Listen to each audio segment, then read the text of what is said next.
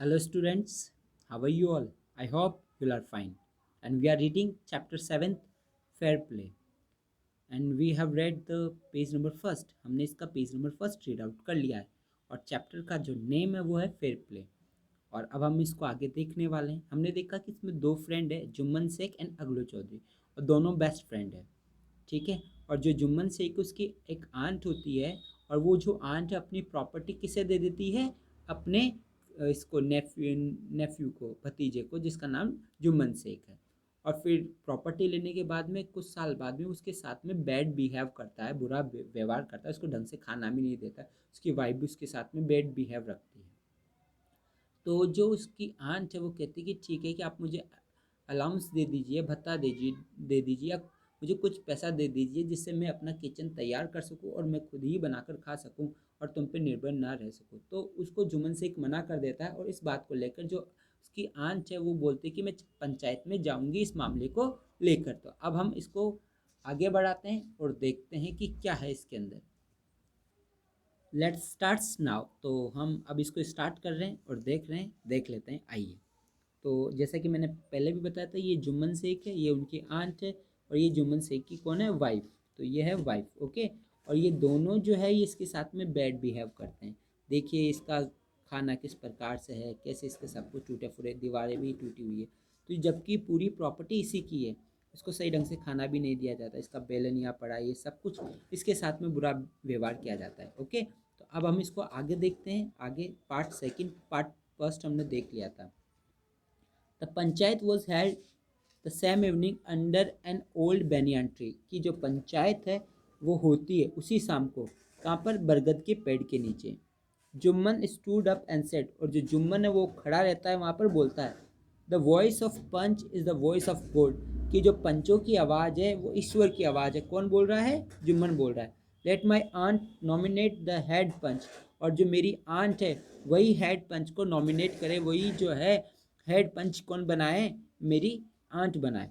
I will abide by her decision. और मैं उनका डिसीजन स्वीकार करूंगा. अबाइड का मतलब होता है एक्सेप्ट करना.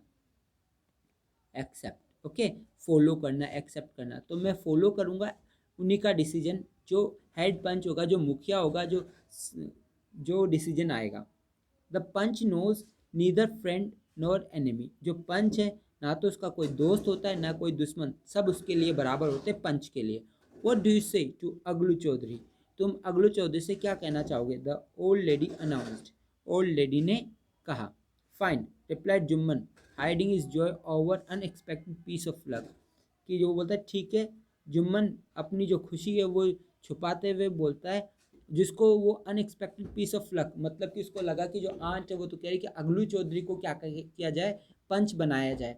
और जो जुम्मन है वो बड़ा खुश हुआ कि ये तो मेरा बेस्ट फ्रेंड है, ये तो मेरे लिए ही काम करेगा, ये तो मेरे फेवर में ही डिसीजन देगा. ठीक है. तो जो अलगू है वो बहुत ज़्यादा हैप्पी हो गया. अब आगे देखिए क्या है. चाची, you are aware of my friendship with Jumman. चाची आप अच्छी तरह जानते हो ना कि मेरी जो दोस्ती है वो जुम्मन के साथ में है. सेड अगलू. अगलू ने कहा. I know that, replied the ant. Ant ने कहा, हाँ मैं जानती हूँ. But I also know that you will not kill your conscience for the sake of friendship. और मैं ये भी जानती हूँ कि तुम अपनी अंतरात्मा को नहीं मारोगे, अपने विश्वास को नहीं मारोगे अपनी दोस्ती के खातिर. मैं ये भी जानती हूँ. God lives in the heart of panch. की जो ईश्वर है वो निवास करता है किसके अंदर? पंचों के अंदर. And his voice is the voice of God. और उसकी जो आवाज़ है, पंचों की जो आवाज़ है वो भगवान की आवाज़ होती है. And the old lady explain her case. और उस ओल्ड लेडी ने सब कुछ एक्सप्लेन किया, पूरा केस बताया. जुम्मन सेड अगलू. जुम्मन ने कहा, you and I are old friends. तुम और मैं बहुत पुराने मित्र हैं. Your aunt is as dear to me as you. और तुम्हारी जो चाची है वो मेरे लिए उतनी ही प्रिय है जितनी कि तुम्हारे लिए, जैसे कि तुम. Now I am a panch. अब मैं एक पंच हूँ.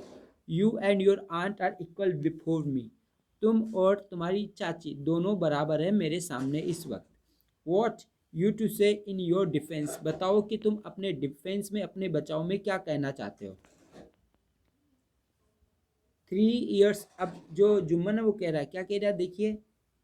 3 years अगो बिगेन जुम्मन. जुम्मन शुरू करने लगता है, बोलता है कि 3 साल पहले my aunt transferred her property to me. कि मेरी चाची ने जो संपत्ति है, जो प्रॉपर्टी है वो मेरे नाम कर दी थी. यहाँ तक आपको समझ में आ गया हो। अब आगे देखिए,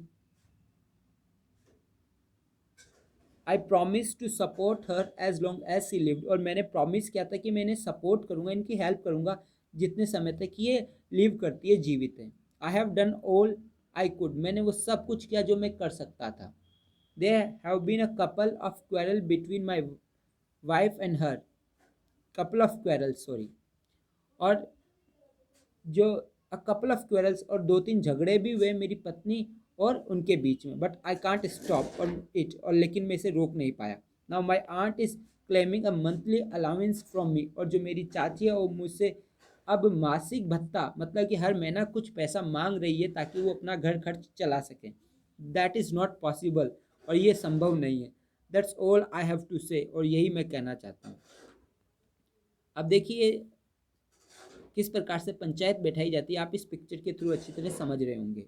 ओके, ये बैठा है अगलू चौधरी, ये चाची है जुम्मन शेख है, और ये बाकी जो लोग हैं पंच वो बैठे हुए हैं यहाँ पे, और बाकी लोग भी है, ये सब आए हुए सुनने के लिए, देख रहे हैं कि क्या न्याय होता है। अब आगे बढ़ते हैं। Jumman was cross examine by अगलू एंड अदर्स, और जो जुम्मन है उसने क्रॉस एग्जामिन करना शुरू कर दिया, ठीक है, उसे उल्टे क्वेश्चन करना शुरू कर दिया, अलगू से जांच पड़ताल करना शुरू कर दी, सॉरी अलगू ने जांच पड़ताल करना शुरू कर दी। देन अगलू अनाउंस्ड, फिर अगलू ने कहा, we have gone into the matter carefully, हमने इस मैटर को बड़े ध्यान से देखा है।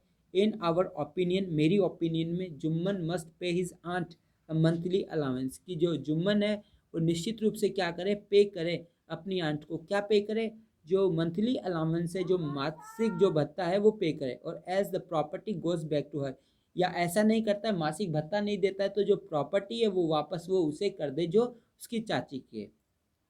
Now the two friends were seldom seen together, और अब भाई जब अब जो अलगू है उसने अपने फ्रेंड के खिलाफ इस प्रकार से डिसीजन दिया, तो जो जुम्मन है वो उसका दुश्मन हो गया, और वो अब एक दूसरे से मिलना कम हो गए। Now the two friends were seldom seen together, अब जो दोनों दोस्त है वो एक दूसरे को बड़ी मुश्किल से देखते। The bonds of friendship between them was broken, और जो दोस्ती का जो बंधन था वो अब दोनों दोस्तों के बीच में टूट चुका था।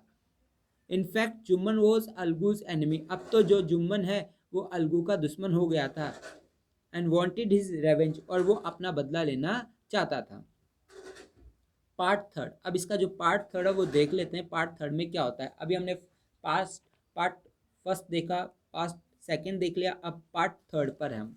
Days passed and as ill luck would have it, दिन गुजरते गए, जैसा कि जो बुरा भाग्य है वो आना था, इस प्रकार से दिन गुजर गए। Algu Chaudhary found himself in a tight spot, और जो अलगू चौधरी है उसकी एक बार एक बुरी स्थिति आ गई, काफ़ी टाइट स्पॉट में आ गया, आर्थिक रूप से काफ़ी कमज़ोर हो गया, गरीबी आ गई। तो one of his fine pair of block died, कब, जब उसका जो बैलों के दो जोड़े में से एक बैल मर गया तो उसकी हालत है वो बहुत ज़्यादा बिगड़ गई।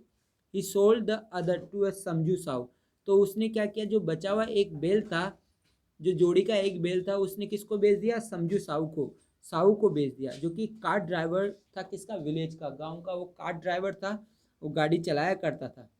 The understanding was that Sahu would pay a price of bullock in months time, और ये इस समझौते के साथ में कि जो साहू है वो जो ब्लक की प्राइस है वो एक मंथ के अंदर, एक महीने के अंदर अंदर चुका देगा। It so happen that the block died with in a month, और ऐसा हुआ कि वो जो बैल है वो एक महीने के अंदर ही मर गया। Several month after blocks death, और ब्लक के डेथ के कई महीनों बाद में, अलगू रिमाइंडेड साउ of the money he had not yet paid, और अलगू ने याद दिलाया साउ को कि वो जो पैसे हैं ना तुमने अभी भी नहीं दिए हैं। साउ गोट वेरी अनोइड, साउ को बड़ा गुस्सा आया। I can't pay you a penny for the rest beast you sold me, क्योंकि मैं तुम्हें एक पैसा नहीं दूंगा, एक फूटी कोड़ी नहीं दूंगा, एक पैसा कुछ भी नहीं दूंगा उस बेकार जानवर के लिए जो तुमने मुझे बेचा था। He brought us nothing but tune, वो हमारे लिए कुछ नहीं लेके आए, वो हमारे लिए बर्बादी के सिवाय और कुछ नहीं लाए, वो बर्बादी का कारण बना है। वो एक साल के अंदर ही, एक महीने के अंदर अंदर ही क्या हो गया है, ख़त्म हो गया। आई हैव अ ब्लक, और अब मेरे पास में वो ब्लक भी नहीं है, मेरे पास अब बेल है, बेल बचा है।